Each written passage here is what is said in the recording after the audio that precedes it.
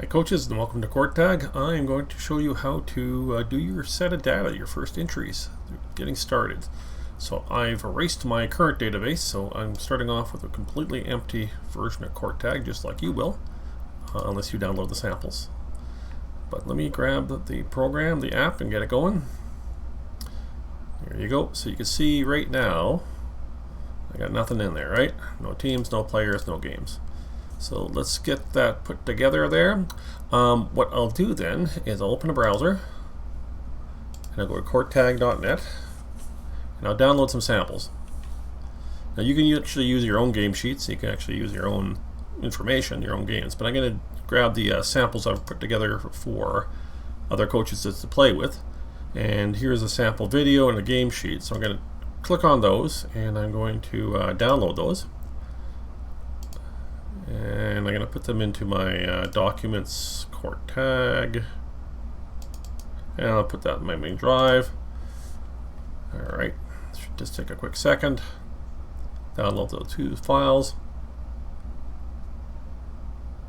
There you go. Open that folder, and I'm going to extract them right here.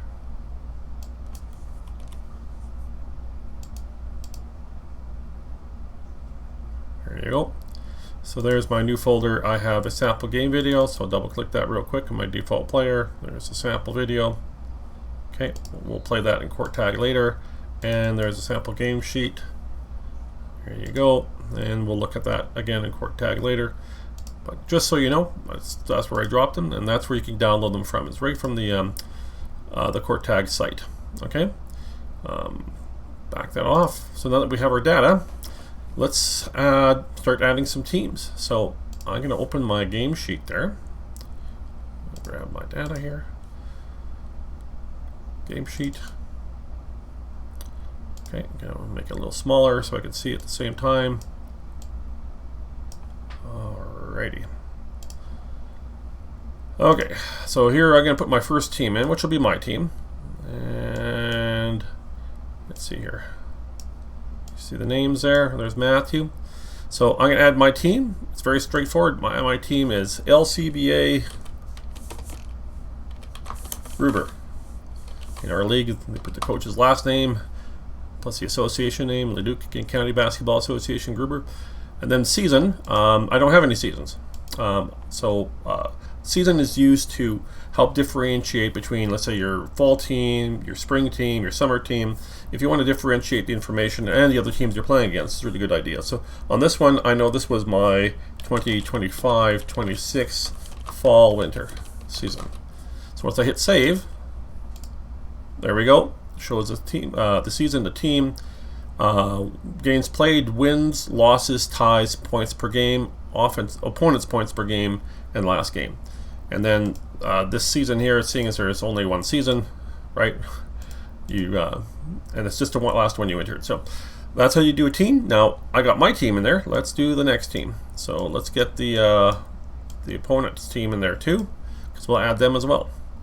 Add a team, and there's Southwest Horton, Coach Horton. And he was a part of the same season. So now that I've entered a season, I can select a season, hit save, and there we go. So I have the two teams. Now, after I have that, I want to keep track of the players and what they're doing. So I go to Players tab, and let's go back to again, Team Gruber there, and let's add the first player. And I got to pick my team, Gruber, jersey number 3, and Matthew. Well, you can put first name, last name, whatever you want. I usually just put first names. There you go. There's one team, there's Matthew. Every team belongs to a season, so every player is assigned to a team during that season.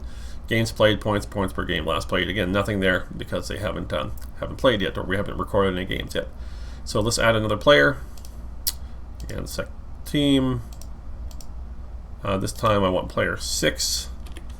And lock. So instead of having you watch me type in all these players, I'll just put you guys on pause real quick, and I'll finish adding.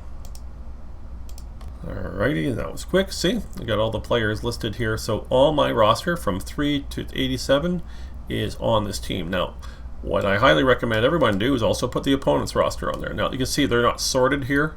Horton's not quite sorted, but it doesn't really matter what order you put them in. And I suggest you do it. You can use CourtTag without putting their information in, but then the information becomes really generic. You don't know which one of their players did what.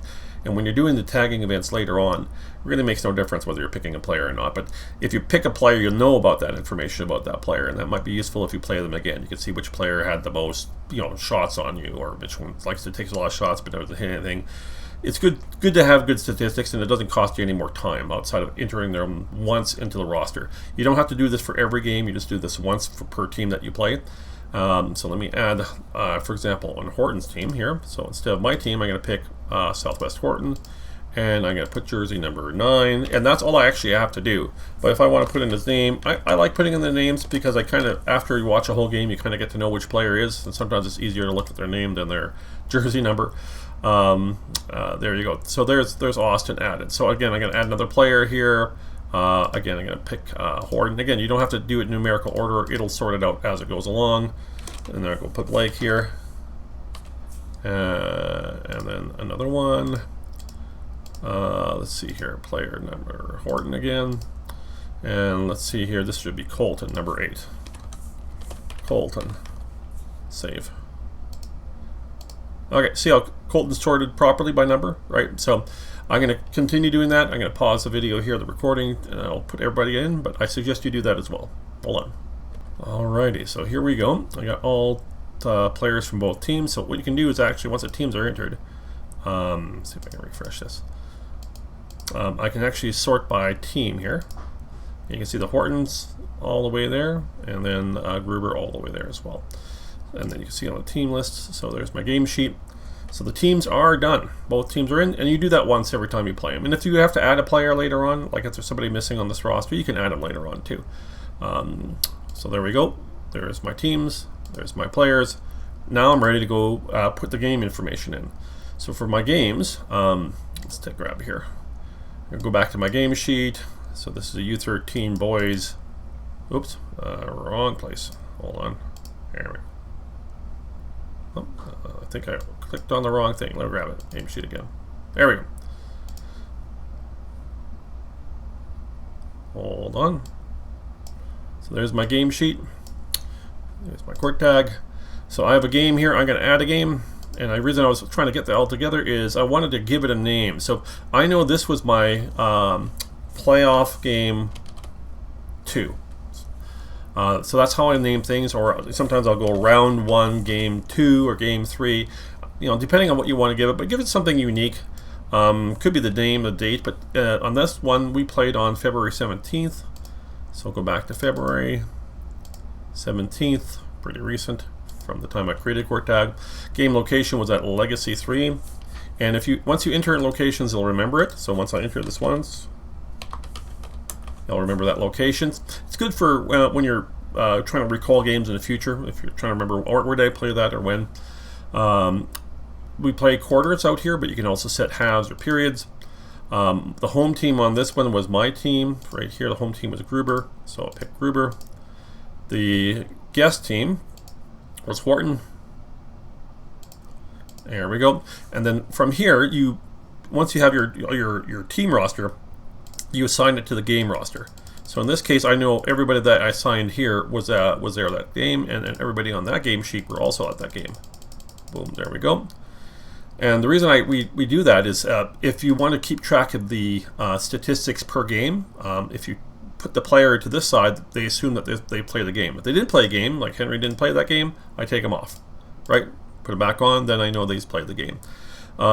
Game sheet, I'm going to do that right here. So I'm going to add the game sheet. This is just a copy of the picture I have on the right. So I go to Documents, go to my CourtTag, go to my game sheet.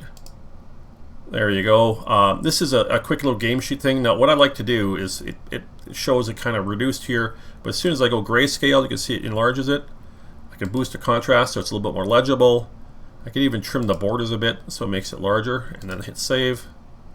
And then the event tagging, this checkbox basically tells the software this game has been completely tagged. Once you check that off, so when you're adding a game, obviously you don't mark that because you haven't done any of the tagging events yet.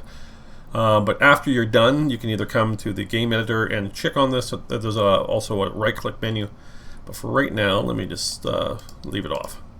Game is successful. So you can see right now the game appears in my games list. Date, game, location, home team, guest score. Until the events are in there, I won't actually have that in progress. And then you can see right now that game sheet. So if I close this thing in the background, now that I have a game sheet there you go. So it's that actual game sheet that we did. So it's a little bit more modified. You can see it's black and white, higher contrast. But it's basically just opening it with the same default viewer you have for your pictures in your software. So there we go. So now that we have the teams, the players, the game record added, right? If I do view game report, you can see there's nothing there. The game's completely empty, right? No stats, no events, nothing there, right? So we got to add some things. So let's go here. I'm going to go video tagging, right here, the green button. And I'm going to say, well, there's no videos yet. CourtTag needs a video to play so that you can start tagging events. So before I do tag events, I go add video. And you can see in my folder, that's the sample video that we downloaded from the CourtTag.net website. Sample video right there. There you go. You can see the duration. So it's only a 10-minute sample. I didn't want to do a real long one. Quarters and halves, it doesn't track anything yet. There's no events, but it does show that there's a file. So if you ever lose the file, it'll open a little button there and let you relink it. But for the most part, right now, there's your video. Click on it, tag events, and here we go. So here's the event tagger. The bottom left, I'll give you a quick preview of the controls here. This is move ahead or move back 30 seconds, move ahead 5, 15, 30, close if you want to close the editor versus going back open again. Okay. Play is play, right? Then as you add events, so the section here on the left here will show the events, and this is for searching later, and these are for little summaries. So I want to see all the scores so far. I want to see all the fouls so far. So you can do that to kind of match up with your score sheet, fouls here and scores here. But let me open this up here. So as I'm adding events, so let's just see here. Let's go back 5 seconds, hit play. Okay, there we go. That's Team Horton, and turned it over. Okay, so if I wasn't sure who that was, who was it that did it? Player 10. Pause. So now that an event has happened, so a turnover is an event that we tag. Tag at 3 seconds, quarter 1, player 10 on the guest team, white. In this case, guest was white for whatever reason. Blake turned over the ball. That's it. Nothing else. There's no location. I'm not going to highlight that. Highlight is a filter you can use later on if you want to use it for video clips, or you want to just kind of remember it. It'll make it bold so you can see it in the list, but also you can filter based on that for future clip exporting. So there we go. At 3 seconds, quarter 1, player Blake on Horton, guest number 10 turned over the ball. So welcome to youth basketball. Game starts with a turnover. All right, so let's continue here. All right, so turnover, right? So as you get a sense for the game, you can sometimes skip ahead, skip back. You know, a few seconds here I don't have to watch because no events really happen. Okay, there's a pass, boom. Okay, so there's a foul. So again, let it play. Player 10, oh, same player. So go back again. Go back to the event.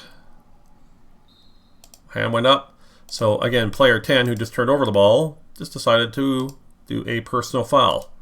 So he's starting off with a turnover and a foul. That happens a lot too. Welcome to youth basketball. Again, not highlighting the event, there's no location. Boom. So he fouled one of the players here, I believe it was Kundi, number 23. So here you go. You're going to line up. So we have free throw events. So free throw is a scoring event. Let's see how Kundi does. Okay, he missed his first shot, so I'm going to mark that's player 23. Free throw attempt. So this is the difference between maybe CourtTag and other things. We don't mark shots and then misses. We mark one or the other. So if they make an attempt but miss the free throw attempt, the A's, that's just one record. We don't have to enter the event twice. If he took a free throw and made it, we just do the free throw made. But in this case, he did the attempt. Right? He missed it. Boom. Play. All right. Guys are doing the regular, hey, you know, you'll get the next one. He's going to shoot again. And he missed.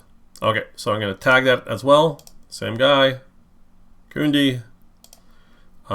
Free throw attempt. So no location because we know free throws are happening at the free throw line. There you go. Blake. Turnover, personal foul, Kundi free throw. Another nice thing is when you click on the menu, it'll actually jump right to where that event happened. Okay, so now that we've done this, let's see what happens next. Play. Okay, Andy, player 87 on Team Gruber, guest team, or sorry, home team, got a offensive rebound. Okay, there you go. What's he going to do with it? He's going to shoot. Looks like he missed. So this is where you start recording a shot location. So now that Andy, number 87, is putting up a 2-point shot attempt. Now, he didn't make it. It's going to bounce off. 2-point shot attempt. That means he missed. 2-point shot. If he would have got it in, I would have marked made. This place is where I put location. So there's locations. If it's a 2-point location, it only 2-point shot attempt, it only opens the 2-point location. And if you want to see where locations are, click on that little question mark there on the side there, and it'll show you this. So he's right down here in the paint low, PT low. Very popular place. You'll see that, paint low. Save. So there we go. There's my first shot attempt, the regular field goal attempt, and he missed. So let's see what happens next. Okay, now Miles, that's player 34, the other forward on our team, made an offensive rebound. And let's see a play. He's going to go up. He missed as well. So I got to mark Miles here. 2-point shot attempt. Again, he's in the paint low. Yep, paint low. And there you go. Keep playing. And held ball. Okay. So don't call that a turnover. You know, it's just a missed shot. So didn't get possession. Held ball. There we go. So we're going to continue. Gonna run a little quick play here. Pass. Handoff. Good defense. A good defense there. Look at that. There you go. Andy's going to go. Try to do a little pivot look. Pass. Come on. Okay. So there's Miles. He tried again. Player 34. He tried to shoot. So I'm going to tag that event. Miles. Starting off a little cold there. Down in the paint again, right? Paint low. He's in the low. Yeah. Nothing happening there. Play. Looks like he got his own offensive rebound. So that happens a lot too. Welcome to youth basketball. Offensive rebound. Miss a shot. Get an offensive rebound. And he traveled. So he dragged his pivot foot. So Miles got an offensive rebound, then immediately turned it over. Dead ball turnover, right? Travel. So there you go. Miles shot. And then it went out of bounds off someone else. They got it back. He shot again. Got his offensive rebound and turned it over. So there's a bunch of events in a small period of time. All right. That's me, by the way. Coach Ian. That svelte guy on the right there. Nice drive. Now which player was that? Let's see here. Player 3. Okay, nice drive. Decent defense. And miss. So player 3. Everson looks like. Yeah. 2-point shot attempt. He drove right into the low paint. There you go. And there's Andy, player 87. Got a defensive rebound in this case. Defensive rebound. So Everson shot in the paint, 2-point attempt. Andy's defensive rebound. It's going to outlet to Kundi here. And Kundi's going to miss. And now, where did Kundi shoot from? Again, he's left-handed. Yep, you got the low paint. So I'm going to go Kundi, who I happen to know is 23. Shot attempt, again, paint low.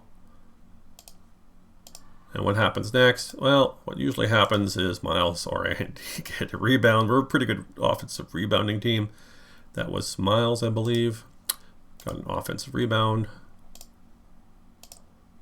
There you go. So here we go. There's the list down there. What's he do this time? got it off to Bentley, got off to Kundi, held ball.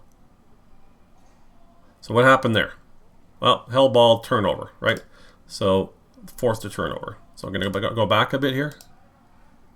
So he had the ball, held ball. So Kundi gets charged with a turnover, right? So you want to know when things end. So things end generally in basketball on a shot made, right? A defensive rebound or a turnover. Okay. Now it's a dead ball, so there's nobody gets credited for a steal there, just a turnover. So Kundi got a turnover. Showing held ball there. You can see the ref in the background. Okay. Shoelace. Again, youth basketball, tons of shoelaces. All right. Number 10's going to go for a drive. Okay. I missed that. So, who's that number? I'm not sure. Let's see if I can see him a little bit there. It was player 1. So, I'm going to go back. So, again, no rush, right? When you're tagging, just there's a nice handoff. Player 1, boom. So, player 1, although the ref's right in the middle, you can figure it out. So, I saw that he did a shot attempt. I know he missed it. So, I'll just wait to verify. Yeah. So, as long as your events are kind of within a second or two, the video clip thing will let you advance further ahead, like 3 seconds ahead, 2 seconds behind, or something like that. So you usually can get it on the video clip, but try not to tag it too far away from when it actually happens on your timeline. So that was player 1. I'm going to tag player 1, Talon, did a 2-point shot attempt. Now where did he shoot from? Well, it looks like he's at the free throw area. So free throw. Again, not sure. He's in that zone, right? That light yellow zone. And there we go. And then what happens next? Player 3 on their team got an offensive rebound. So Everson, offensive rebound, and then he shot it right away, which happens a lot too. 3, 2-point shot attempt, also in the paint low. Okay. So far no scoring yet, just a lot of attempts. And this time Bentley, our little guard, who I happen to know pretty well, got the rebound. So Bentley got the defensive rebound. He's got possession. There you go. Going on offense. Kundi, 23. Nice pivot move. So where did that happen? So he got the ball. He got himself right into the paint, just on the edge. So again, Kundi, 2-point shot attempt, paint low, save. So again, most of the stuff we're tagging right now is just attempts. And that right there was an interesting thing. Look at that. So Kundi missed. And then Miles, 34, got the rebound, offensive rebound. He's pretty good at that. Got a good eye for it. And then he quickly gave it to Andy. And Andy did a beautiful little hook shot. So we got our first scoring event. So a couple things happened there. Andy got his 2-point shot made at the paint low, right down there. But I also have to say Miles got an assist. It was a short assist, but he did give it to Andy. Andy just pivoted and scored. That is a scoring assist. So there you go. Miles assist, offensive rebound from Miles. Andy got the shot off. Miles gets credit. So when I go view scores now, you can see the very first score on the game sheet should be player 87 for a 2-point. So if I go here on my game sheet, and so the way they do it for Edmonton Youth Basketball is the scores along the top here. So LCBA, that's my team. 2 boxes over, 2 points. So you mark it, and then you mark the player number. So by this prediction, the next player who scores is going to be 34 or 3, right, for the other team. So let's take a look and see what happens. There's my scoring events, and that was right here by viewing scores. Okay. All right, there's a bunch of filters there too. If you just want to see where the scores are for the paint or what type of scoring or who did the scoring, you can do that as well. Again, view fouls. We know we had that one foul at the very beginning. There's Blake, so there should be at least 1 foul in quarter 1 for the opponent team. And you can see that there is 1 foul marked for quarter 1. Not the best. They usually mark it a little better than that, but a little scribbly. But I can remember that. So here we go. We'll continue. Okay, so here they go. They're going to bring the ball up. Good job. And here's player 3. I believe he just... okay. So player 3 on their team just drove, right? Just did a nice standard, deked out the guy, did the 2-point shot made low in the paint. Okay, and I got to highlight this.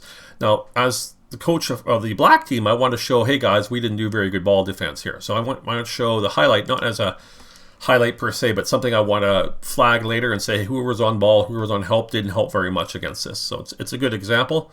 So again, so there's Emerson's scoring score there. I'm going to back up 5 seconds just to watch it again. So he reached, help was late, score. There you go. So this is part of how what you can start doing. So later on, when I create video clips, that clip I can say, hey guys, I want to see all the opponent team 2-point highlighted scoring events, or any highlighted events, or any events 2-point, 3-point. You can do a lot of filters here, and I'll talk about that a little later. But right now, that just shows that they scored. So remember, I said the next one to predict is going to be either us scoring at 34 or 3 scoring for Southwest, and there it is. That's Southwest 0-3, 2 points. So we should be tied 2-2. So if I go view scores, there is Andy's 2-point and Everson from their other teams 2-point. And we're up to date to that point in the video. So you can pause and you can go for coffee, go to the washroom. You can come back and just click on this and you start from this event and you keep going. Something else you'll notice is the background color on the events here. They change from quarter. So when you go from one quarter to the other, you change the quarter color. The quarter in the actual event tagger. And then once you do that, it'll remember the last time once you save it. So you don't have to keep remembering to do that. But after you do that, it'll change the color in the background. So that's something that can be a little tricky if you forget the first 3 times, is to change the quarter. Okay, so let's see what happens next. I think so. I showed you a foul. I showed you 2-point attempts, offensive rebounds, defensive rebounds, free throws. That's a good example there. So here we have, a good bad example. So here, unintentionally turning it over. So this is Bentley, player 10. He's going to try to pass on a roll. Player 1's going to read that pass. So player 10, Bentley, Mike point guard, had the turnover, right? Turned over the ball. The opposing team got possession, right? But also player 1 on their team got a steal. Talon got a steal. So those 2 things sometimes happen in tandem. Just like you can do an assisted shot, you can also do a turnover with a steal. So if you want to know how many steals the other team had against you, right? Right now I recorded one, or how many turnovers led to steals, you can see that. So there you go. There's Bentley turnover, steal.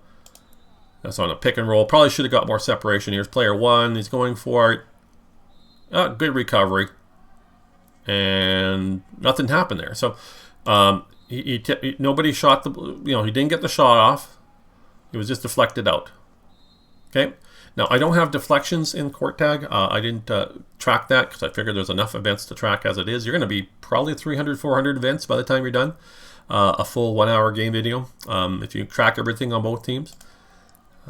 If you didn't want to track everything on both things, by the way, when you tag event, you can just say which side did it. So if you just want to say the home, anybody, or you can't see their number, you just, you can't remember, can't see the number.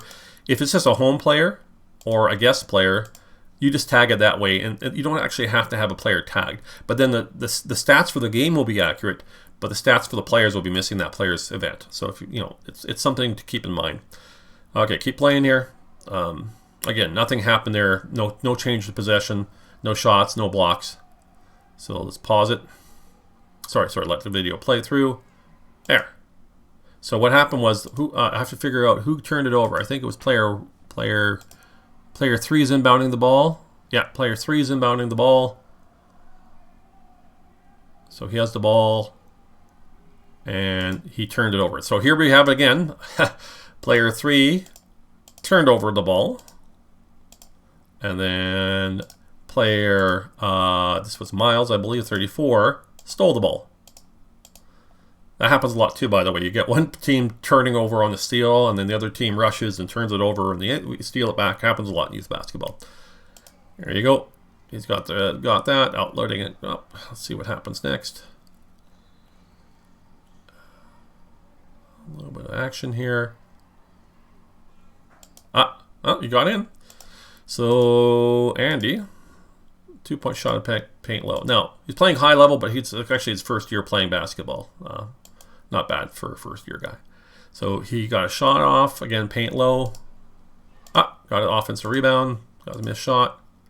So Andy, offensive rebound. Play. A little bit of a rush shot there. Something we've got to work on. 2-point shot attempt, paint low. Put it up too quick. Didn't get it. And this time his buddy, the other tower, Miles, got his offensive rebound. I think they're just padding their stats. I think that's really what's going on here. He kicks it out, and Matthew takes a shot. Now that one misses, but that was a good kick out. So Matthew got a nice shot. And where did he shoot from? Well, not the paint high. He shot from the short wing left. 2-point short wing left. And I know from my stats from using this program that he shoots better from the short wing right.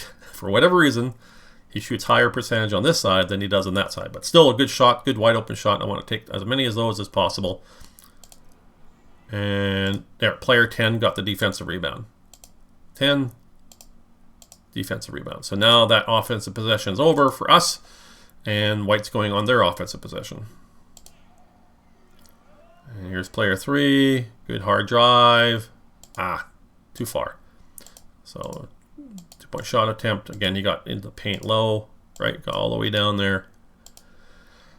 Good. Again, I can tag this for transition defense. Say, how did we handle that? So he went from left to right. Very, very common. Good driver. He just didn't make it this time. What happens next? Okay, player 23, Kundi, got a defensive rebound. So there you go. Several events already. See, one more thing, and then I'll show you sort of where we're at. I can show you some early stats. So he's going to kick it out. Okay, Bentley. So Bentley, number 10, he likes to shoot from the outside. Decent shooter. 3-point shot attempt. And he shot from right about here. So he's kind of on the thing. I wouldn't call that the corner. I would say this outside wing right. Okay? Also outside wing right. So we have our first that. So the hand went up for 3 points, shot it, it was missed. Who got the rebound? That was Miles. I just recognize his face. Offensive rebound. Okay, play. And that time Miles got it. So Miles again. 2-point shot made. Paint low. So, sometimes the shots miss, but you still get a rebound out of it. And there you go. So I'm going to pause this and view scores here. So we should have Miles 80. Oh, see, I mistagged. You can see right there, I mistagged that. I should be Miles, not Andy. So I made a mistake. Double click on that. It loads it up right there. Edit event. I can go back and edit. So I mistagged it. It should be Miles, not Andy. Save and close. There we go. So now when I view scores, 2-point for Andy, 2-point for Miles, and 2-point for Everson. So 87 scored, 34 scored. So you can see I'm just in the beginning of this score sheet. But I don't necessarily have to go through the whole video, but I think I showed you all types of shots. 3-point shots, 2-point shots, free throw shots, fouls, turnovers with steals. I don't think there's any other type of event to cover there. Charge. The only thing I haven't shown you is a charge. So I like to tag when we draw a charge from someone, so it's still a personal foul, but then the player who actually drew the charge got the charge call on the opposition player. I give them a credit, sort of like you would an assist. Okay, that's basically it. Everything else I think I've shown you. So when I go back to my game stats, so I'm going to, again, I showed you that view scores here, right? View fouls. I'm going to close this right now. Close this. Now, when I reopen this again, it should say there's 40 events. In quarter 1, so far it's been tagged. It's still in progress. I haven't marked this as progress, but when I am done, I just right-click on it and say toggle complete. And there you go. It would show that, it would add colors to say who won, green. Green is of the two. If Horton had more points, they would be shown as green instead of black, red, I should say. So 4-2 currently, and again, we're not quite complete. So I did that real quick just to show you what looking like. So toggle it back. It's not quite done, right?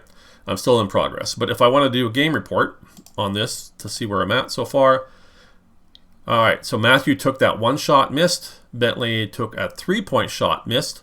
Kundi took 2 2-point attempts, missed. Miles was 1 for 3, and Andy was 1 for 4. That's where we're at. We had 8 possessions. We scored 0.5 points per possession, and this is where we shot from. So pretty much all except for one. All except for the 2 were inside the paint. And then the opposing team, they got 5 shots off, no 3-pointers. They made 1, all from the free throw. 1 from the free throw, I should say, and 1 from low. Okay. So what that 2-point attempt? Yeah, that one kid shot high. That's right. That was their player 10, I believe. And then so far for the quarters, if you scroll all the way down, home 4, guest 2. This is the total score. So this will be cumulative as through the quarters, and then you can see the stats for the home team in that first quarter, stats for the guest team. Right. So that's the beginning of tagging. Also later on, when I want to clips, I'll do a little more elaborate video. But remember, I had that one highlight. So let's say I want to go grain clips. So you can do clips at any time. Show me both teams, anything that's highlighted, and merge it all into one clip. Put it into this folder. So I want to see all highlighted events. And there's only one highlighted event in my list. So it's going to create a quick video. Boom. There you go. And there's the clip. So this should be just that one event. So there's that highlight of that guy. There you go. Emerson on their team. So that's a defensive highlighted clip. I wanted to say, okay, this is that. He scored on us. What could we done better? So I can go back far enough. You can see that we got it back here. Where did we fail, right? Well, he didn't recover fast enough. He didn't help over enough, right? Lots of places. He's not far enough over. He's got his back to the ball. So when he went for that, he got square to the ball, right? Got flat-footed, got on his heels, got turned to the inside, late, and then the help, late. Right? It's already in the paint. Boom. So that's an example of one clip from one highlight from a few events that you can use to show that player or your team. That'll help explain, why I built CourtTag, was to show coaches what's going on and then create ways to communicate that to your plays, either through stat sheets, game sheets, right? Now that we actually have a bit of data, I can open Matthew's stuff eventually, and he'll have his data filled in there. Okay. All right. That's it for now. I'll do a video on other things a little later. Take care.